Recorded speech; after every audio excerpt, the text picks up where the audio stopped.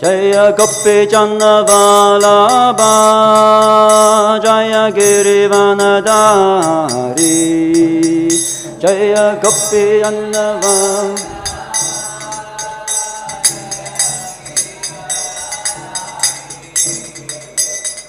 Yashodanandana, Jaya Braja Janadanjana, Yashodanandana.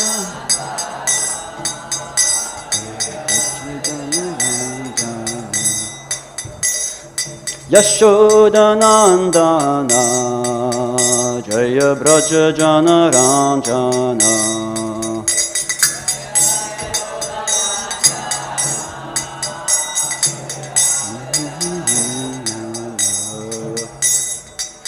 Yamuna Tiravanachari, Jaya Kunja Bihari, Yamuna Tiravanachari, Jaya Jamuna Tiravanachari, Jaya Kunja Bihari, Jamuna Tiravanachari, Jaya Radha Madhava, Jaya Kunja Bihari, Jaya Radha Madhava, Jaya Kunja Bihari, Jaya Radha Madhava, Jaya Kunja Bihari,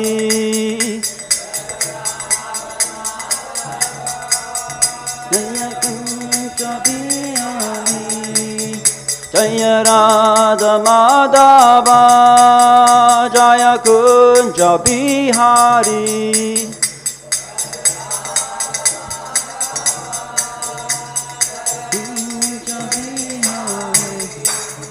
Jaya Shri Krishna Chaitanya, Prabhu Nityananda, Shri Advaita Gadadhara, Shivasati Gaura Bhakta Vrinda, Shri Krishna.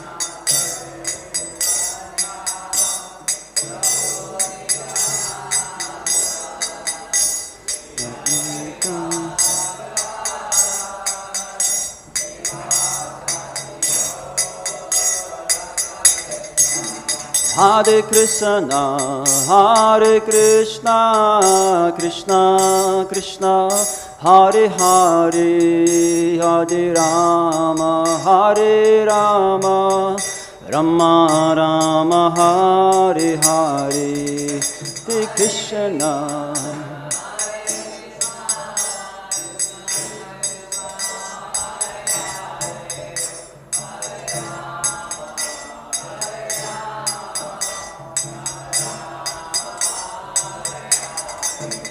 Hare Krishna, Hare Krishna, Krishna Krishna, Hare Hare, Hare Rama, Hare Rama, Rama Rama, Hare Hare, Hare Krishna.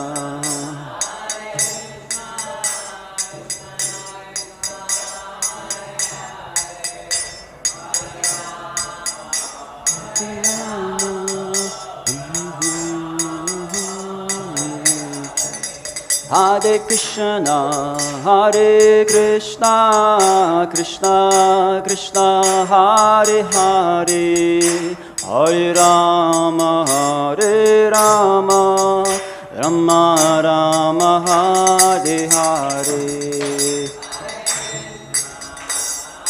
Krishna Krishna Krishna, Hare Hare, Hare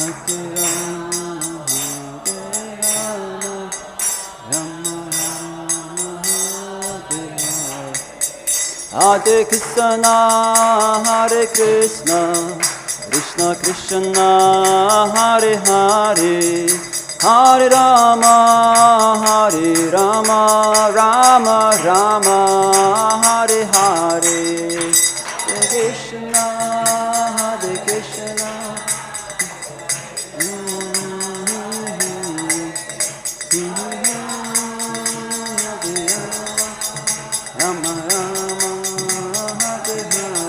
Hare Krishna, Hare Krishna, Krishna Krishna, Hare Hare, Hare Rama, Hare Rama, Rama Rama, Hare Hare, Hare Krishna.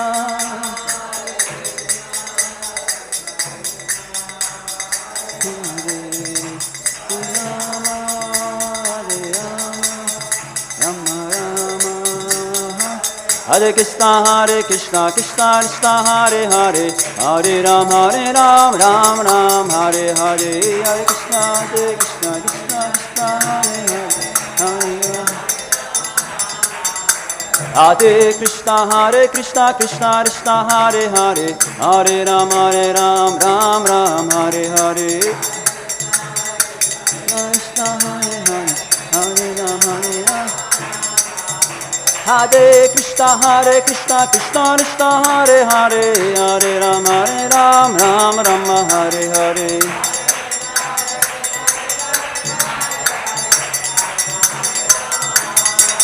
Hare Krishna, Krishna Krishna, Hare Hare, Hare Ram, Ram Ram, Hare Hare. Hare Krishna,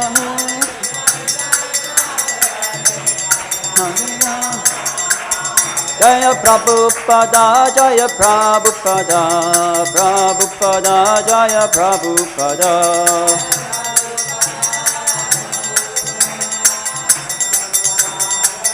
Jaya Jaya Prabhupada, Prabhupada, Prabhupada, Jaya Jaya Prabhupada.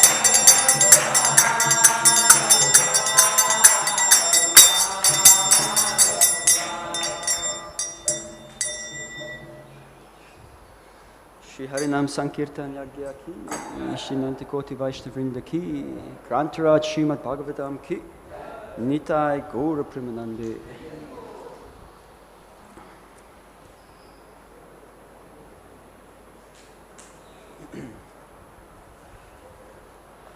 Om Namo Bhagavate Vasudevaya.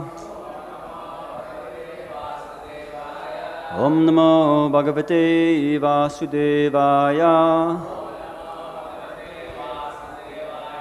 Om Namo Bhagavate Vasudevaya.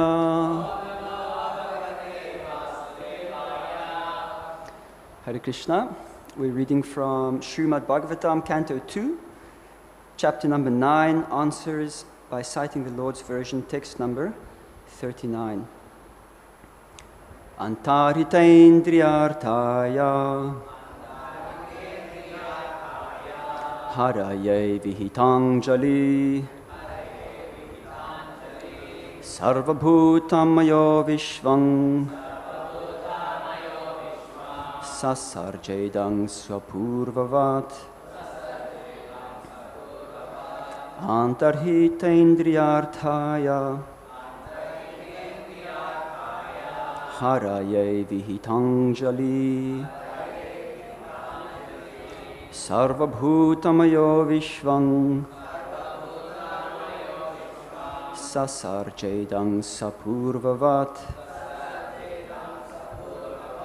antarhitendriyārthāya haraye vihitāñjaliḥ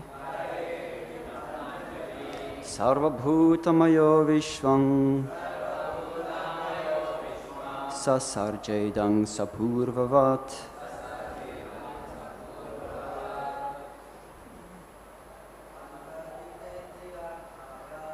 antarhitendriyārthāya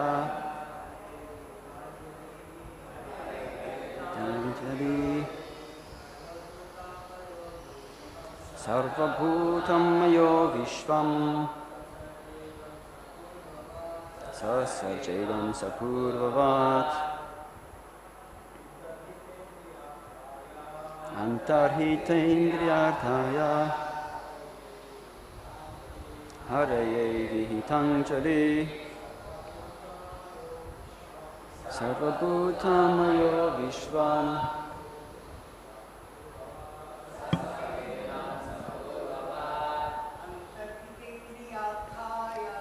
antarhitendriyārthāya,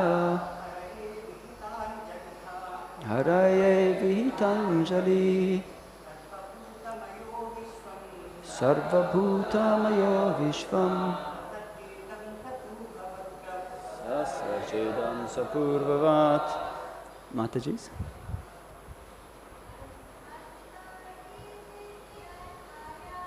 Antarhitendriyārthāya,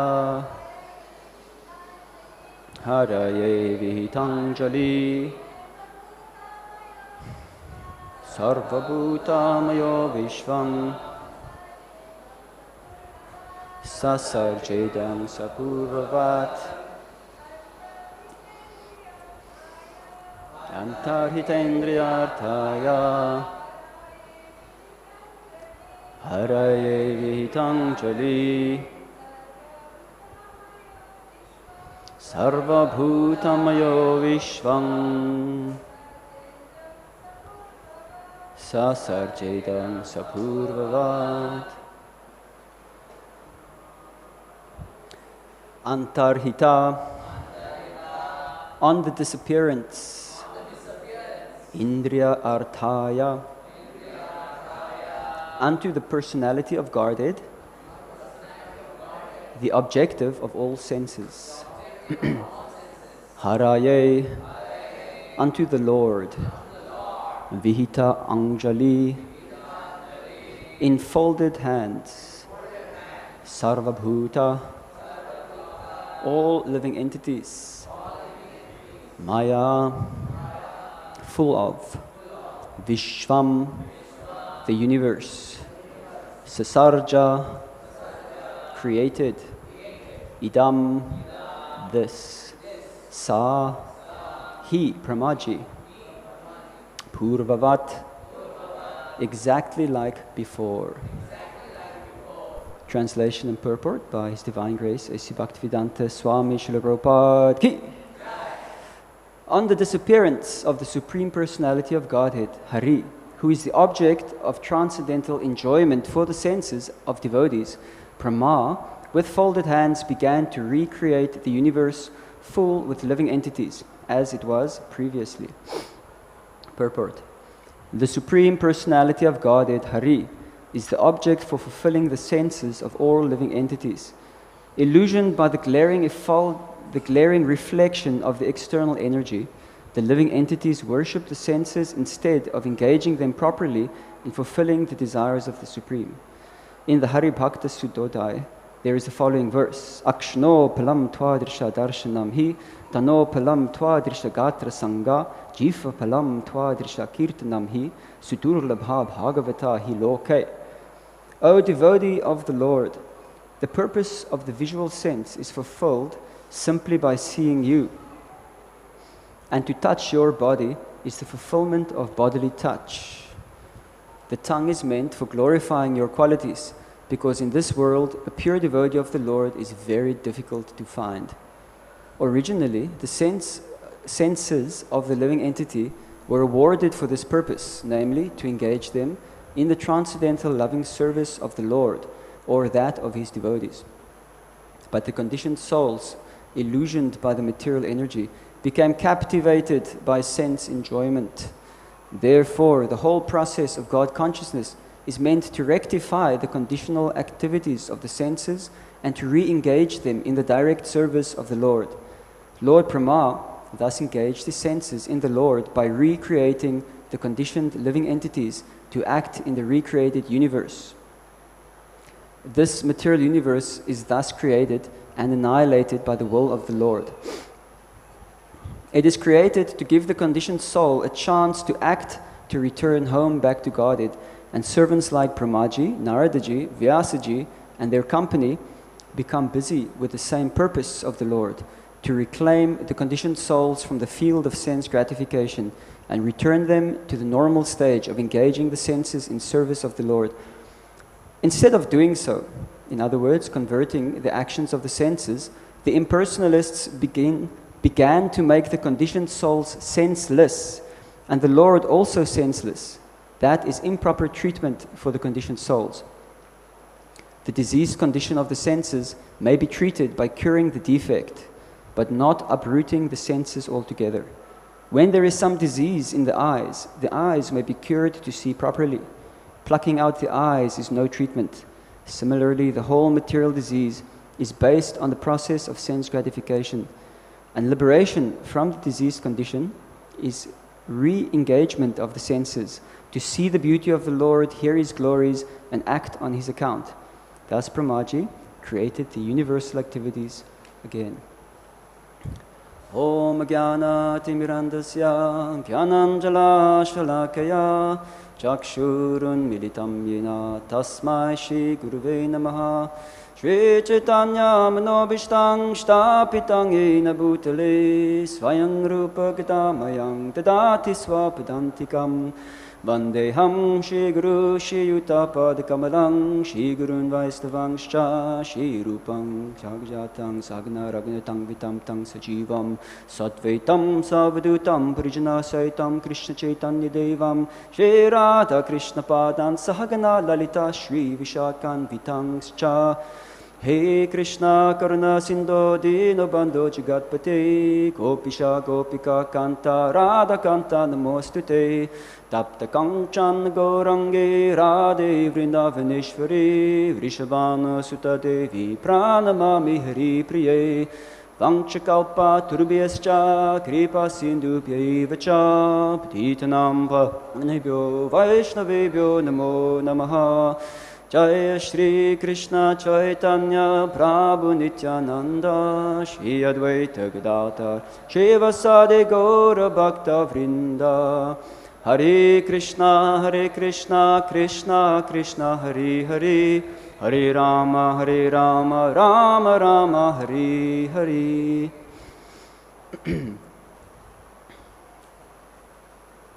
So Srila Prabhupada has stated that originally the living entity is Krishna conscious, and due to contact with the material energy since time immemorial, we have become conditioned and we have forgotten our original consciousness due to being entangled in sense enjoyment. And further he states that currently we are in the illusory energy of the Lord. This is the location, like where we are now. And this area or this space is called Maya, which means it is not this. And Prabhupada further explains, so what is this Maya? This Maya is that we are trying to lord it over the material nature, but the reality is that actually we are trapped under her stringent laws. So we falsely think ourselves to be very powerful. We falsely think ourselves to be the Lord and Master of all I survey. But actually, we are at the bottom being pummeled, being squashed in the mortar to a pulp. Like those machines that, those cold press machines, have you seen them? Where they make the coconut oil. They take the husk, it's gigantic. 5 men can put their arms around it. It's like a gigantic mortar. And they've got a pestle this size, fat like this. I saw an electronic one. And then it just goes all night. And then the little bit of oil that's in the pulp gets squeezed out. So we are under this pestle. But from our perspective, we're on the top of the world. Haribol! Having a great time. So this is Maya, that we think that actually this is so nice. But actually we're suffering like cats and dogs. We're fighting, we're struggling for existence. We're completely and always bombarded by all kinds of anxiety. All kinds of anxiety. How to stay healthy, how your kids are going to stay healthy. If you have kids, they're sick quite often. I don't remember being sick so much, but so how to maintain your family, how to maintain your relationships with your spouse and your children. When you're seeing your children growing up, realizing more and more how powerless you really are to make them what you want them to be, because they're already their own person by the time they've entered into the womb. And then you're thinking like, oh my God, what's going to happen to my reputation? My kid just said something or did something. And meanwhile, it's normal behavior. But we get so mental. Or how am I going to maintain my relationship with my spouse? And not just maintain, because you cannot maintain. It either has to go up or it has to go down. Things don't remain static. So, I made a mistake now I have to apologize. How am I going to do that? I really don't feel like it. It's like, oh my God. It's such a hammer on the head. And like this, these kleshas are like attacking us all the time. Adidaivika, adibhautika, adhyatmika. And we're just trying to find relief from the suffering. So, on a very low level, people take shelter of intoxication, illicit sex, gambling, and meat eating. And then those combine and evolve into more degraded activity. And in this way, they're trying to squeeze some juice out of this machine of the mortar and pestle, which is pummeling us. And a little bit of a higher level, one starts to act piously. You realize, all right, what you put out is what you're going to get back. So if I want to enjoy, if I want to receive goodness, I should do good. So then you start doing pious activity, and then you start performing charitable activities. And on even a higher level, you start following like Vedic literatures. You start performing karmakanda, things like that. And then you learn, oh, there's also heavenly planets where I can enjoy more than here. So then you pursue these things. And so in the Bhagavad Gita, Krishna is mentioning the yoga ladder, how gradually the living entity can make elevation through the different stages of realization and activity, where karmakanda, then realizing that I'm not really feeling the juice that I want to feel. What I'm getting is nice, but I want more. I want more. So we are like children who always want more. What they have is never enough. Always need one more, one more.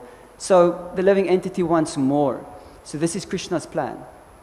Krishna has designed it like this to assist us in becoming free from our madness. Because a mad person does not understand that he is mad. Because all he knows is his madness.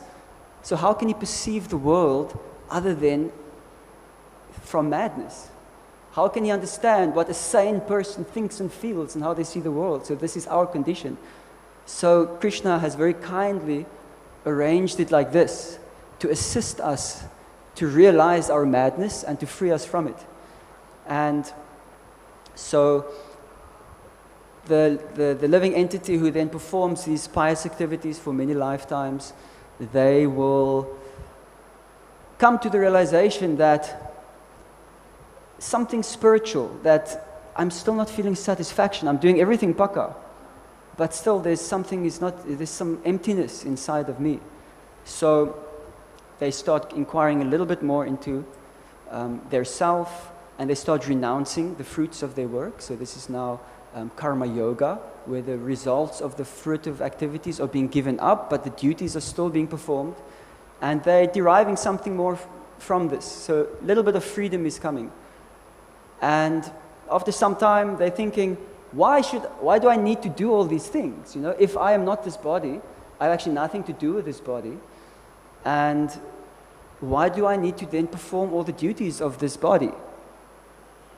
So this realization kind of is approached by the kind of hippie, new age kind of type of people, but then they go to the other side where they just do whatever the hell they want and they just degrade themselves further. But the person who has got actual realization then understands, so I need to then inquire what is then behind all of this. Who is this me that has nothing to do with this body? And this comes out of realization. This is not theoretical for this person. It's actually in the heart. This person has perceived this reality by following the rules, regulations. And so then gradually he can come to the understanding that, he's jivatma, he's actually spirit soul, and he can perceive it also. So this is Brahman realization. So then gradually it goes up, Brahmeti, Paramatmeti, Bhagavan iti shabdite. And so then after a while they perform some kind of tapasya, and they're trying to distinguish within themselves from their own internal subjective environment. And they're trying to see, one process is they say, naiti, naiti, naiti, not this, I'm not this, in the hopes that after they've eliminated everything, they'll find who they are. And through controlling the senses and directing all your faculties and energies onto the seat of the heart, one can perceive the supersoul. And we understand that then the bhakta takes it a step further and he starts worshipping that person who he has darshan of. And he starts engaging in the relationship. So this is a long, tedious process that happens over many, many lifetimes. And but here, a more natural approach to becoming free is being exemplified by Brahmā, where you simply take who you are right now and you engage that totality in the service of the Lord. That's all, in the pleasure to please his senses. So for me personally, that works because I am a classic Kali Yuga resident. I'm lazy, I don't like austerity, my heart is hard, I don't like to follow rules, regulations, I don't like people telling me what to do. So this works for me. I can be who I am and I can engage that in Krishna's service. I don't have to follow rigid rules. Every single thing I do, I don't have to recall this list of things I need to observe and do and not do. It's too hard for us. So here it says that the original purpose of the senses, of the living entity being awarded these senses, was to please the Lord's senses. And the nature of the senses is that it will enjoy and suffer. It will come in contact with something which is nice or not nice. And that is its nature. So in the execution of devotional service with the senses, then the pleasure which gets derived from the senses tends to distract the living entity from the purpose of his activity. And then what happens is a subtle shift happens where your prayojan, your goal, is not the pleasure of Krishna anymore, it's the pleasure of your senses, but you're still performing the same activity, right? But already in your heart, that contamination has entered, that desire for enjoyment is there. And then that can increase. I've often thought, how is it when a living entity enters into the universe for the first time and they occupy a post like Brahmā, how they fall down like that. And for me, this is one way that makes sense. That it's said that the nature of the external energy of the Lord is that when the jiva comes into contact with it, they have the tendency to become bewildered. So I find that very interesting, how to say that this combination between the external energy and the jiva, you could say, statistically speaking, jivas forget themselves when entering into this realm. So if you want to be scientific, you could say it's like, the majority of the living entities who enter into this space, this is what happens to them. So then somebody who wants to go there is like, so do you wish to go? Do you want to play Russian roulette? And all of us said, yes, please. And we did, and we lost. So we are here, but fortunately Krishna has a fail-safe, because he knew this could happen, and he has arranged it so nicely. And at the same time, he's also accompanied us to guide us on this path as well. So now, the way to reverse that is by doing the same thing, is by engaging the senses in pleasing the senses of the Lord. But I have no love in my heart. So how am I going to engage my reality in pleasing Krishna only? Because that is not where I am at right now. I want so many other things. So it's like, it's okay. You just follow the process for cultivating love of God. So this is the scriptures. This is Vaidhi Sadhana Bhakti. We're following rules, regulations. And the goal of this is to come to the platform where you're doing it out of love. So the purpose of it is not to perfect the observance of the rules, regulations. This is called niyamagraha. This is detrimental to bhakti.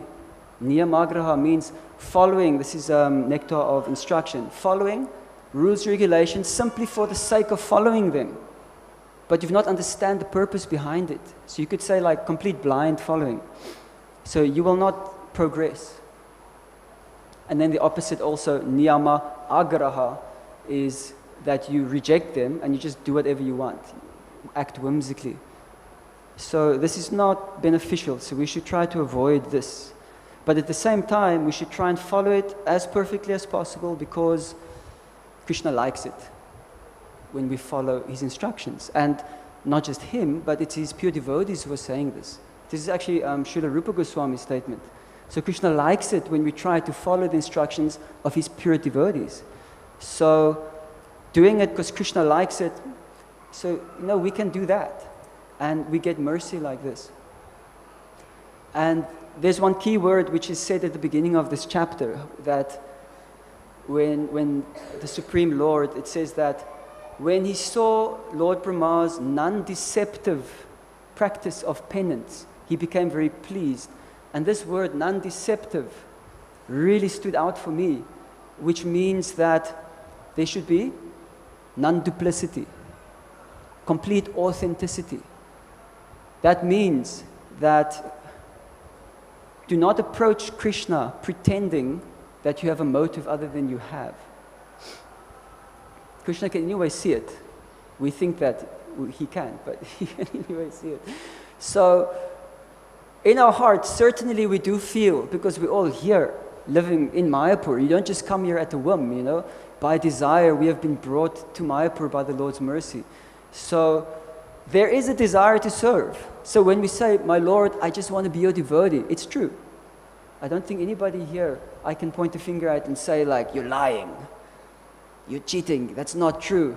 So that is there. But what else is also there?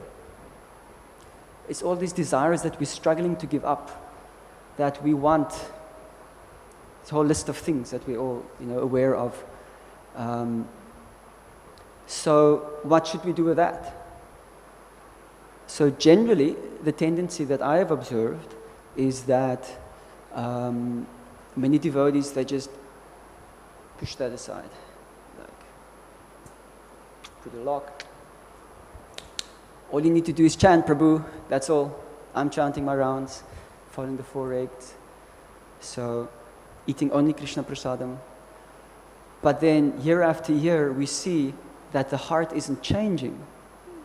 So are we missing something there? Is there perhaps something a little bit more we should do? Because I've wondered, why do we do this? And in my personal reflection, realization, I've come to understand that it is because we learn that the devotee is a certain something. We have this list of qualities of the devotees. Bhagavad Gita, we've got this divine and demoniac qualities. We've got all these examples of what a devotee is and what a devotee is not.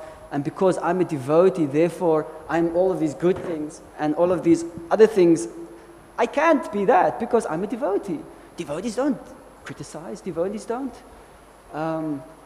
They don't envy. Devotees don't come under the control of anger. They're free from lust and desire.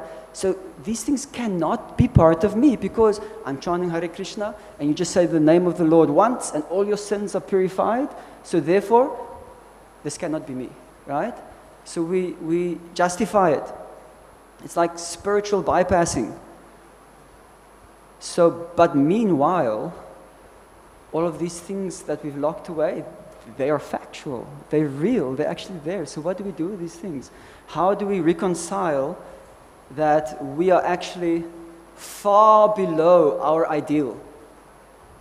This is our ideal, we want to be this, but actually, I can't go lower. I would if I could. We're over there. So what to do? It's a harrowing experience. So what you do is you just take that and you say, Krishna, this is all I have to give you, because this is what I am. Please accept it. And you submit yourself before Him. Now, we can't do that to each other because we fear judgment, we fear ridicule, we fear being ostracized, we fear thinking that if people just knew how lusty I am, they would never want to speak to me again. I'd never get any service, you know? And we think Krishna is like that. So therefore we don't want to approach Him because we think He might treat us like this. Subtly it's there. And why do we think Krishna is like that? Because Atmavan Manyate Jagat. We perceive the world, the reality, according to the state of our own mind. So if we are filled with judgment, we think others are filled with judgment. Prabhupada says, if somebody is rascal number one, he thinks everybody is rascal number one. If somebody is full of faults, he thinks everybody is full of faults. Except me, of course. I'm not full of faults. I'm just doing a service to point out your mistakes to you humbly as your servant, Prabhu. And like that we cheat ourselves. But we're actually just projecting. And we do that to Krishna as well. We do that to Krishna as well. Now if somebody does that to us, the tendency is to become offended. We want to defend ourselves. Like, how can you say that? And this whole conversation ensues on Mayapur forum. And but Krishna, he just has his classic smile. He's always smiling. You know, when he came to the Ordina and to the Kauravas to try and get peace, he was only but smiling. When all these things were coming to him, he was just, okay, tikache. So we can go to Krishna, we can say, I have these desires and I'm really trying to give them up. And you know, there are these ones which I don't think I can. I cannot give it up. Because my condition of madness is so severe that I'm holding on to things which are actually harmful for me, but I cannot let it go. I just cannot. I'm trying so many lifetimes, but I cannot give it up. Krishna, see, I'm still holding it. I'm standing right in front of you, the object of my desire. But look, I'm still holding on to this thing, and it's standing between me and you. So please do something about it. If you don't, I have no hope. If you do not do it, I'm screwed. Because I've tried everything. Nothing works. Only you can help me. So then Krishna, from within, you know, he will then direct us back to the scriptures. He'll direct us back to the devotees. He will direct us back to taking shelter in devotional service and continuing this prayerful mood, praying to Krishna, asking him for guidance and for purification. And at the same time, he will also give us the intelligence to seek help with these things. So one excellent way of going about this is to approach somebody who has overcome that same anartha. This process is anartha nivritti, by the way. It's anartha nivritti. And it doesn't have to take a long time. It tends to take a long time, but it doesn't have to take a long time. And so by trying to approach another person, another devotee for help, you know, this is sadhu sangha. And when you're talking about it, this is ishtagoshti.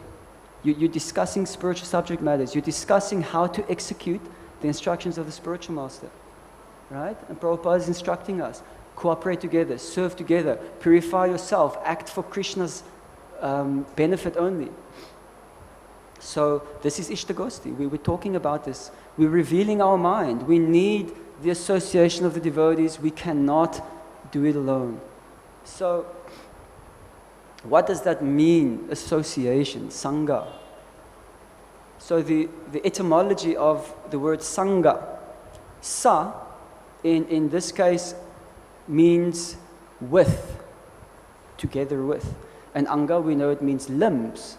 It can also mean organs, like your heart, your lungs, like this. So this word sangha is illustrating unity, like oneness in purpose, like the different limbs of the body all working together for the same purpose. If the one part of the body gets injured, the other parts don't criticize it, they step in to pick it up. This is sangha. But if we are deceptive in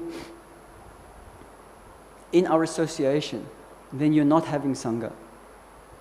When you show duplicity. You know, one of the qualities of the Brahman is also non-duplicity, right? So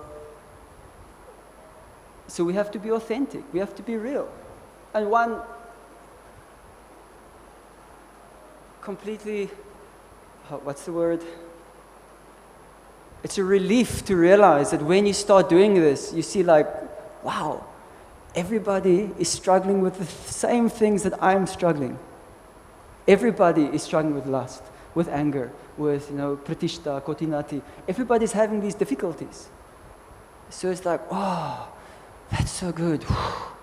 I don't have to be someone else in front of the devotees. I can just be me.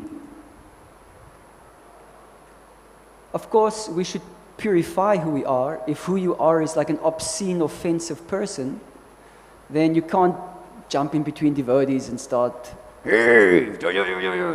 pointing fingers and being all nasty. You should be nice, there is etiquette. But we don't have to pretend that they're not there. When you feel something, you don't have to pretend you don't feel what you don't. If you feel angry, doesn't matter. You can feel angry. It can even come out on your face. It always does. Everybody can see it. Or if you said something awkward, everybody can see that, oh, he's feeling awkward now because he said something silly, and it's not a big deal, Everybody's going to forget about it 2 minutes from now. So you don't have to pretend, that you're not feeling. So generally we cut ourselves off from our feelings, because this is what they're saying here this is the Mayavadi's approach. We are Mayavadis. Nirvishesha shunyavadi paschati deshatarine. Prabhupada has come to people like us to free us from our impersonalism and voidism, because we try to kill the senses, kill our feelings, because they are beneath us. And I am transcendental. But we're not so transcendental. Sometimes we are. Some of us more than others. But many of the times we fall short. We're not as transcendental as we would like to be. But I'll tell you what is transcendental is being real about it with yourself, with devotees, and with Krishna. That is transcendental. Because that means you're actually becoming detached from it. Fan is still turning, so it's still going on. But you've detached yourself from it. Right? And it's an amazing, liberating feeling. And if we do not do this, what happens is that these things still continue on inside of us, and it comes out like a boil. It starts swelling up. You try to put so that nobody sees, you cover it up, and the next thing, it just like explodes, right? And then you have somebody who he does something crazy. He does something like, I don't know, he hits his wife, or he steals some money, or he falls down with another man's husband, or whatever things you can think of which are usually considered quite severe. And then everybody thinks like, oh, how could this happen? How could this happen? This person is... And everybody has so much to say about it, but nobody's thought about what has led to that, Nobody wakes up one day and he thinks that, oh, I'm going to shoot somebody. It's something that has come over a long period of time, that the boil has been festering. And in devotee community, that means that we've not revealed our mind to somebody. We've not revealed our mind to somebody saying, I'm hitting my head against this problem again and again. You know, that at home, my kid does this thing and it just makes me crazy. I just can't stand it. I feel like I want to like throw him out the window. And sometimes when I've shared with some people go like, oh, and I check their reaction is like, how can you say such a thing? It's like, man, it's what's happening. It's like, how can I not? And then other people who are more experienced in family life, they're like, you know, everybody feels like that sometimes. Don't take it too seriously. And then, because I'm mental, and mental people always go, so then I continue, and then the person can pacify me, because I reveal my mind, and I allowed them inside. And then they're kind of cleaning up a little bit, and helping me out, and then the cleaner it gets, then I start perceiving it more clearly, and afterwards I feel, thank you, you know? And I get assistance from the devotee, and our relationship gets more intimate. Because now we appreciate each other in a new way. The one appreciates the other because, wow, he's very sincere. Look how he's really trying and he has revealed his mind. And the other one's appreciating because, wow, look how he held me in this space and how he assisted me. So this is amazing. This is what ISKCON is meant for, to bring people together so that we can practice Krishna consciousness together and help each other. So we need that. What is not helpful is this judgment, which tends to fly around, which is typical Kanishta mentality. Neophytes, they're always looking for a new fight. They're always looking for it. You know, we're supposed to be nectar detectors, not drama detectors. So, and when we practice it, our devotional service non-deceptively, like this, Krishna becomes very, very pleased. Krishna will shower his mercy on you, and very quickly, all of these anarthas, they just go away. They just go away. They stop pestering you. This is a fact. From our perspective, it might look like it's taking long. It might look like nothing is happening, but we cannot perceive what's happening inside. You know, because if after like 20 years of trying to go through these things, you're still following your sadhana, you still haven't given up your ideal of living on a pure platform, that means something is happening. It means you're cultivating the right thing. So, so we need a very clear, sambandha abhidaya prayojana. In the beginning of the chapter also it was explained that basically Brahmā didn't know from where his lotus seed came. He didn't have his sambandha. He didn't have knowledge of like, what is this? What is it connected to? He didn't know how to create or for what end to create it for. He didn't have his abhidaya or his prayojana. And therefore he couldn't do anything. So we need to be very clear on that. And so this is also why we have the Srimad Bhagavatam classes that we have to hear frequently, so we get reminded of these things. And at the end of the day, the success of our devotional practice is not even to be pure, it's to please Krishna. Because wanting to be pure is also a selfish desire. Although Prabhupada did say we should want to go back home to Godhead, which kind of you could say is the same thing as we should want to be pure, because that's what you need. But the goal is to please Krishna. It's not to be a certain something or someone. It's to please Krishna. And so,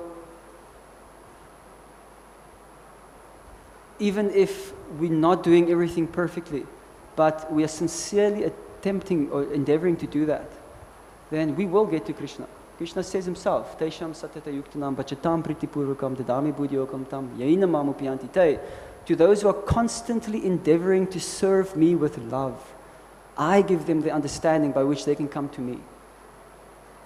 And we've heard many amazing stories of people who have never come into contact with devotees, but somehow or other they were practicing devotional service. And at some point in their life, they come into contact with a devotee and they're like, wow, this is it, this is like, because within the heart, Krishna is helping them. Krishna does not depend on anything. That means that He does not require a certain set of parameters to fulfill his mission. If he wishes to bestow his mercy on somebody, he can do it under any circumstance. Under any circumstance. And any mistake we could possibly make, Krishna has a contingency plan for. He anticipated this could happen. Okay, and he made a plan for that. So Krishna truly is our well-wisher and our only friend. And to really appreciate that and get into it, we really need to take shelter of each other.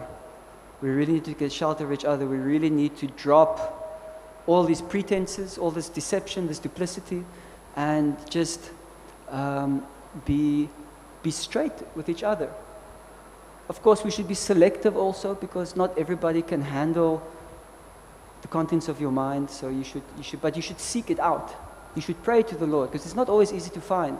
Especially if we're like blind, it's hard to see a person who's like as sincere or at the same level as you, because we tend to be like, we're trained to be defensive. So we should pray and we should seek it out, and Krishna will show you that association. And it's such a relief. It's so nice to be with. And if you do not have somebody in your life who can come to you and say, hey, you can't do that, because, Prabhupada said this, or because, and that then you're in trouble. You need to have a friend who can check you. Not just your guru. Oh yes, Guru Maharaj, but we only see him how often, how long at a time. But we need his extensions, which comes through the devotees.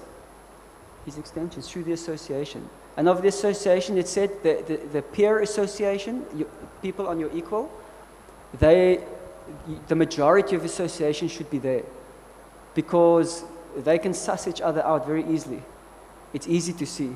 Like your friend can easily see your motivation. It's like, come on, man, who are you kidding? Just drop it. Why are you doing that? It's like, I can see. And it's like, okay. I'm doing that thing again by making like So we should take shelter by the devotees, and in this way we can very nicely engage our senses for the pleasure of Krishna, and engage in devotional service, and we do it together, and then everything is ecstatic. You're no longer alone. Your problems is no longer this mountain that you have to carry, because you've shared it with somebody else, and they help you see that actually it's not a mountain, because Lord Chaitanya reduces it to a grain of sand. This is so such big mercy. We cannot calculate the mercy of Lord Chaitanya. It is grossly underestimated, Lord Chaitanya's mercy. And I will end with that point, is that the mercy of Lord Chaitanya is coming through all of these ways, in all of these ways. It says, Katangshana svitayasmin duskaram sukaram bhavet smritai viparitam syat Sri Chaitanya namami tvam. That if one, this is in the Chaitanya Charitamrita, if one remembers Lord Chaitanya, things which are usually very difficult to do become very easy. But if one forgets him, the easy things become very, very difficult. So we're in the land of Lord Chaitanya, and it is this Chaitanya consciousness is so strong here, and all of us are super blessed to be able to live here in Mayapur, and to take advantage of this mercy. Hare Krishna. Any comments or questions from anyone? Mataji.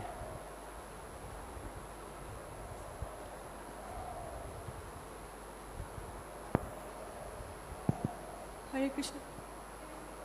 Can you speak? I can't hear.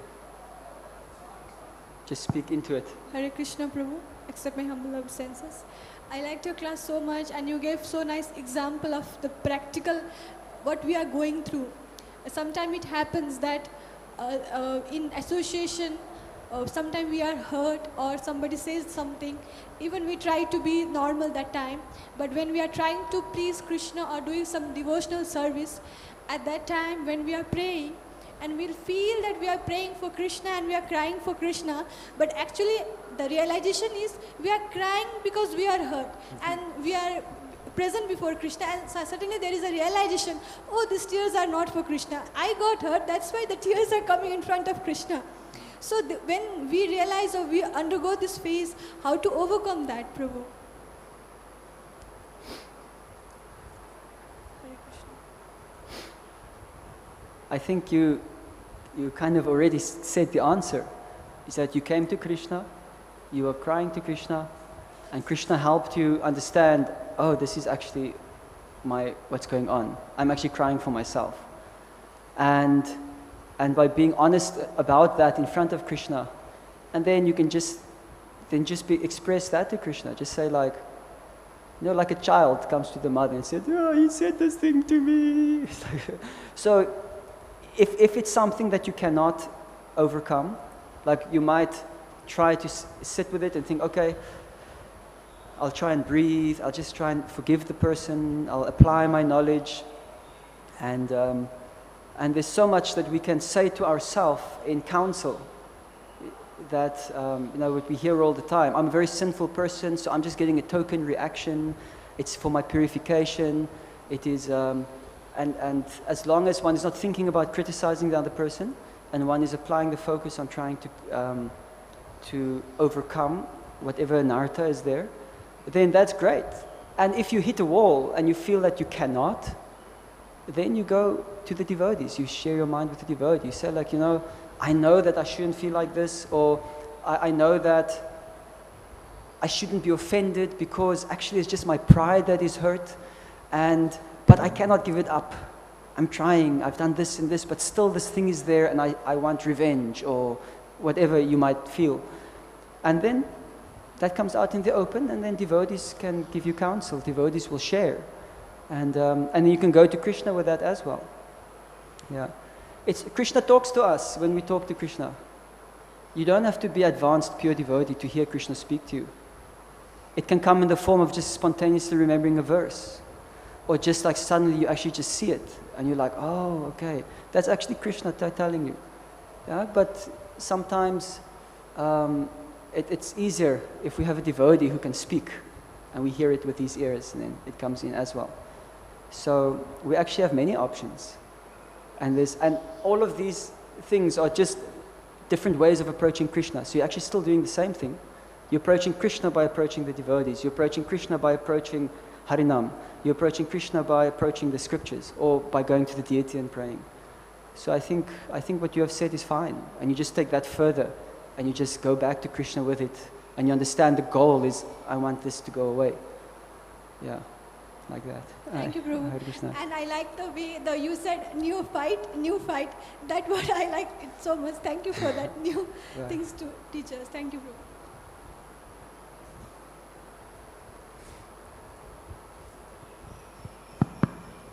Thank you, Prabhu, for this wonderful class. You mentioned a very important point. I felt like it connected with me. Like, you have to be real. Be real. So, Prabhuji, in my personal case, I've met many devotees who pose themselves as someone else. Like, this is not his nature. Why is he acting in this way? I can detect it. Like, literally, I can detect it. He's not like this. Why is he behaving in this way? So, how do we understand like this situation? Like, because when something comes in between their personal agenda or whatever goal they have to achieve with that way he's behaving, something comes and they become, like what you can say, like everything becomes imbalanced, and then the actual nature, the real self comes out. So how do we deal with this situation that we don't become like this, that we are trying to be someone else, and we try to be ourselves, we are doing our service. I came here, I'm in Mayapur, let me do my service. I'm not some, some ecstatic person or some high, like pure devotee syndrome like they have, So how do we keep ourselves on the ground and just continue being real, like be ourselves, like this is there, this fault is there with me, yes, I accept. Instead of, no, he's the one who did it, I didn't do anything. Instead of that, like, it's my fault. So how do we maintain this thing? Like, Can you like? Yeah. By associating with devotees on an equal level,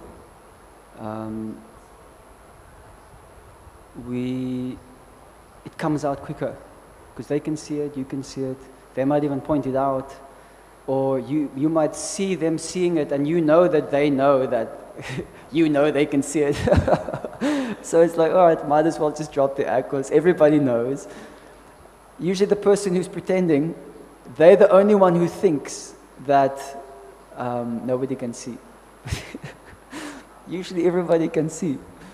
It's funny how we think like that. So it's not like a special skill or power to be able to see, that person's being fake. It's many people can see it. So the association is there. And also Bhaktivinoda Thakur recommends that once a fortnight, so every 2 weeks, so you could say every Ekadashi, to take an honest moral inventory, introspection, that you actually check in your heart, what is there? What is inside?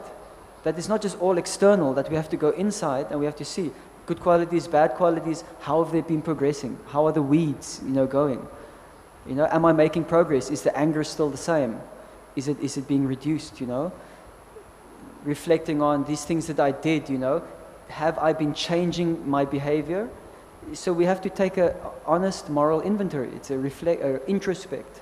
So Bhaktivinoda Thakur is recommending this. And the purpose of that is so that we can enhance our service to Krishna, so that I can put a higher quality of love into my seva. So that's a nice motivation. So I think there's already two. And that can also go back into your sangha, where you're sharing your introspects and your realizations and reflections. And of course, coming to Bhagavatam class, reading, Prabhupada's books. And I think also the best way of instantly just dropping everything is you go for Harinam Sankirtan. Because when you are dancing in ecstasy in Kirtan, and you are looking around you and you're seeing the devotees dancing in ecstasy, you cannot find one single fault in any of those devotees. It's not possible because they do not exist in that moment, because they're all transcendental, completely. Haribo! So go for Harinam Sankirtan. Come chant or go and give it to others. Every day they're doing Harinam here outside the TOVP office, and it's just incredible. It's incredible. You feel so much inspiration, and then you also get to see who you really are, and then you get to see who you usually are, and you think like, wow, that guy's lame. Who I am is actually pretty good. So, and when that suit comes back on, then you're just like, it's just my conditioning, but it's not me, so I don't need to identify with it. It's like I'm bald, so whatever. It's my conditioning. It's like it can be as trivial as that. We don't need to take it so seriously. Yeah, it's a nice question. Thank you.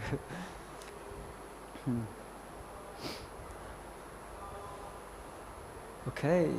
Grantrat Srimad Bhagavatam ki, Srila Prabhupada ki, Nitai Gaura Premanande, Haribo.